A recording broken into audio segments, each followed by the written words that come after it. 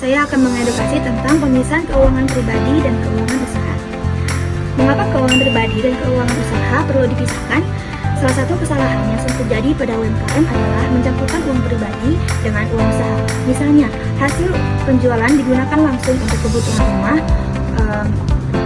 atau sebaliknya, uang pribadi digunakan untuk kebutuhan usaha tanpa pencatatan. Kebiasaan tersebut dapat menyebabkan pemilik usaha kesulitan mengetahui kondisi keuangan usaha secara nyata. Oleh karena itu, pemisahan keuangan pribadi dan keuangan usaha sangat penting untuk menciptakan administrasi usaha yang lebih tertib dan memudahkan pencatatan perpajakan.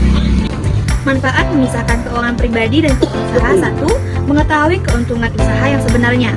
Dengan keuangan yang terpisah, pemilik usaha dapat mengetahui beberapa pemasukan, pengeluaran, dan keuntungan yang diperoleh dari usahanya. Yang kedua, memudahkan pencatatan keuangan. Setiap transaksi usaha dapat dicatat dengan lebih jelas sehingga laporan keuangan menjadi lebih rapi dan mudah dipahami. Yang nomor 3, memudahkan perhitungan pajak. Data omset dan pengeluaran usaha dapat diketahui dengan lebih akurat sehingga membantu dalam memenuhi kewajiban perpajakan. Yang keempat, momentum pengambilan keputusan usaha.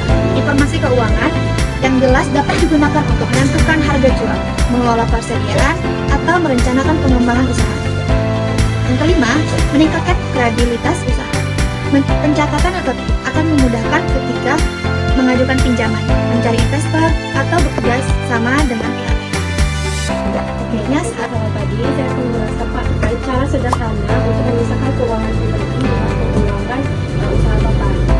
Tadi sebelumnya saya mengatakan bahwa ketika Bapak belanja, Bapak mengambil uang dari sini kan Pak ya. Nah, sebaiknya dipisahkan Pak. Supaya apa? Supaya Bapak bisa mengetahui nih pendapatan Bapak di hari itu berapa gitu. Jadi nggak ada pengurangan dari hasil Bapak belanja gitu.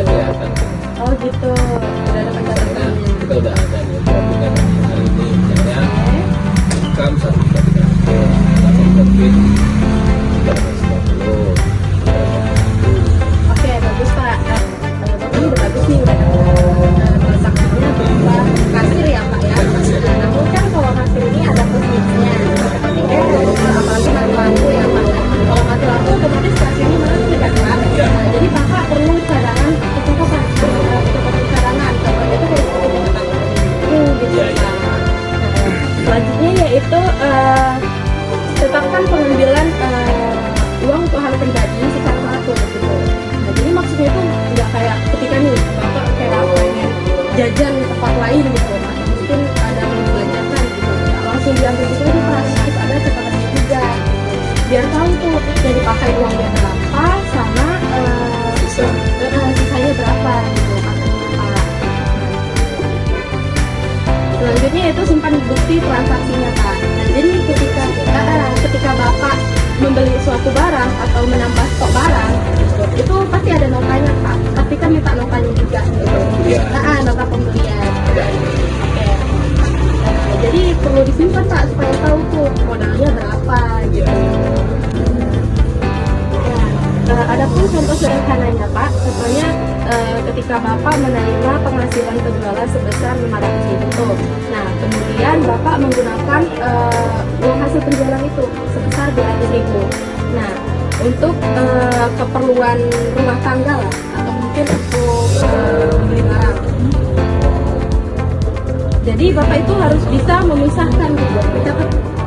Jadi nggak sekedar belanja aja. Kebanyakan usaha UMKM kayak gitu, keuangannya berantakan gara-gara nggak mencatat uang yang digunakan sama uang yang disebutkan itu kayak usaha itu mengambil uang dari hasil usahanya. Jadi kesimpulannya Pak, memisahkan keuangan pribadi dan keuangan usaha merupakan langkah sederhana. Namun sangat penting bagi UMKM dengan memisahkan keuangannya baik, pencatatan usaha menjadi lebih tertib, terus juga keuntungan usaha dapat diketahui dengan jelas, serta kebutuhan administrasi dan perpajakannya itu bisa ditentukan. Serta kebiasaan ini juga membantu usaha berkembang secara lebih profesional